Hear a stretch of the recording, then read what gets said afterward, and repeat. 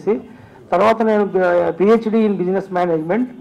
నేను entrepreneurship development సెంటర్స్ని రాష్ట్ర వ్యాప్తంగా ఇంజనీరింగ్ కాలేజెస్లో పెట్టడానికి, వ్యాపారము అభివృద్ధి చేయించుకోవడానికి, వ్యాపారవేత్తలను తయారు చేసే అంశంలో రాష్ట్ర వ్యాప్తంగా తెలంగాణ, ఆంధ్రప్రదేశ్ రాష్ట్రాల్లో చాలా రోజుల నుంచి మేము ట్రైనింగ్స్ ఇస్తూ ఇంజనీరింగ్ కాలేజ్ గైడెన్స్ సెల్ పెట్టాము. నేను దేవినగర శ్రీనివాసరావు గారు చాలా రోజుల క్రితమే మేము మాట్లాడుకున్నాము. ఆయన రేణుక గారు మాట్లాడుతూ ఇది ఒక బేస్ అయింది. ఇప్పుడు యాదవ విద్యావంతులకు మాకు 2వ మీటింగ్ జరుగుతుంది కాబట్టి నాకు కూడా ఇన్స్పిరేషన్ వచ్చింది. మేము ఆల్రెడీ అనుకుంటున్నాం. ఇందాకనే జస్ట్ సార్తో మాట్లాడారు వెంకటేష్ గారితో, పరిశ్రమల్లో పనిచేస్తున్నటువంటి మన వాళ్ళు లేరు అని చెప్పేసి.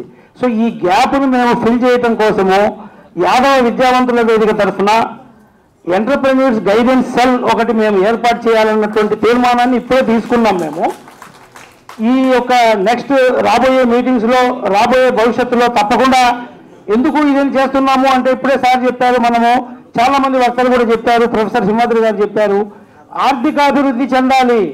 ఆర్థికాభివృద్ధి చెందితేనే మహిళలు కానీ, యాదవులు కానీ, ఎవరైనా కానీ ఆర్థికంగా అభివృద్ధి చెందితేనే వారి యొక్క స్థానాలను, వారి యొక్క రాజ్యాధికారాన్ని, రాజ్యాంగం గురించి ఆలోచించే పరిస్థితి లేకుండా మనము కొండల్లో కోనల్లో గేదెలను మేపుకుంటూ లేకపోతే గొర్రెలను మేపుకుంటూ మన పరిస్థితుల్లో ఉన్నటువంటి మిత్రులందరూ కూడా ఇండస్ట్రీస్ వైపుకు, ఇండస్ట్రీ ఎస్టాబ్లిష్మెంట్ వైపుకు, విద్యా అవకాశాలను ఇంకా మెరుగుపరచుకోవాలి. అందుకనే మన విద్యావంతుల వేదిక యొక్క మన మీద ఆ బాధ్యత ఎక్కువగా ఉంది.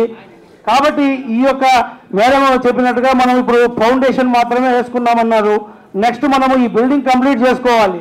బిల్డింగ్ కంప్లీట్ చేసుకొని అప్పటికి మహిళా రిజర్వేషన్ బిల్లు కూడా మనకు వచ్చిందనుకోండి, అలాగే ఎక్కువ మంది మహిళలను మనకు అసెంబ్లీకి పంపుకోవాలి.